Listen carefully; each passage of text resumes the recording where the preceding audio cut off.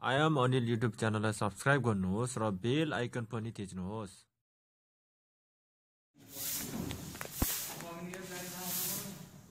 कुखुराको खोर सफा गर्दै गरेको अवस्था।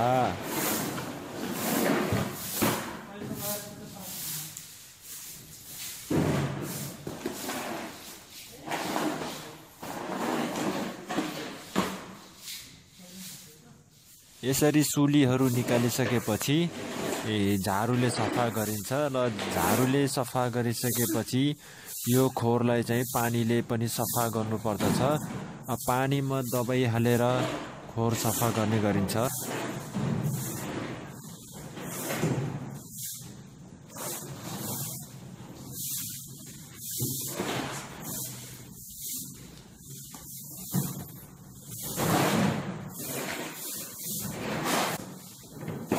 यो फारम कोरियाको हो भने यो कुखुरा फारममा अहिले नेपाली, कम्बोडिया र चाइनिजहरू काम गर्ने गर्दछ।